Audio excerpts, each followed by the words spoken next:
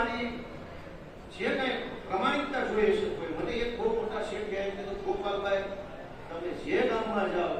જે પૈસા તમારા ગામમાં લખાવવાની લખાઈ ના આવે પૈસા પહોંચી જાય જે બાટલા તમારા જે ગામમાં જેટલા લખાઈ દેજો મારી તે દિવસે 5 રૂપિયાની હેસિયત નહોતી અને ગામો ગામ જઈને 5,000 ને 25,000 ને 1.5 લાખ ને 50,000 ને 10 બોટલ ને 5 બોટલ ને ગમે એવું લખાય એનું નામ ને તો ગામમાં તૈયારી દાતા આપણું કાંઈ નહીં કોક શેઠિયા એને પ્રમાણિકતા છે મને કીધું ગોપાલભાઈ તમે જે ગામમાં જે બોલી આવશો તે કહી ગયા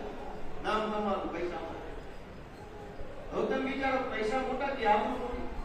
અને આજે હું છું હું પૈસા તો એક કામ નો પણ ગોપાલભાઈ ની આબરૂ હોય તો કો કામ થઈ જાય કોકને કેવી તો ગોપાલભાઈ કીધું છે કરી વાંધો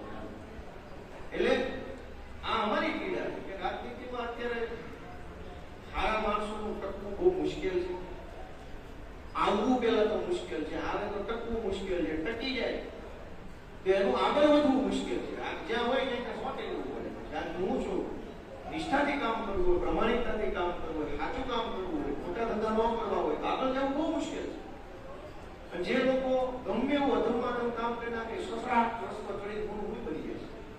છે લોકો તાળી પાડે છે છાપા ખોટા આવી જાય છે ફલાણા ભાઈનો માસ્ટર સ્ટ્રોક પાર્ટી બધી જીતી બધી ચૂંટણીઓ જીતવી કે માસ્ટર સ્ટ્રોક છે પણ બતાવે માસ્ટર પણ આ બધી પરિસ્થિતિ બદલવાનો અમારો નિર્ધાર છે મારો પોતાનો તો છે જ કે કોઈ પણ સંજોગોમાં પાછું પગલું ભરવું નથી કોઈ પણ સંજોગોમાં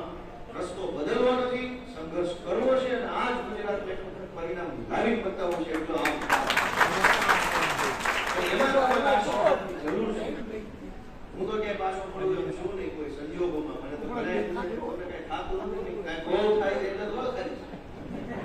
એકલું થાય કાંઈ નહીં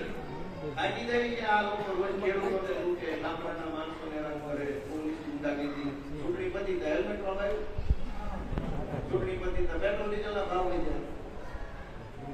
એટલે આમ ખાતરનો ભાવ વધી ગયો ચૂંટણી આવે એટલે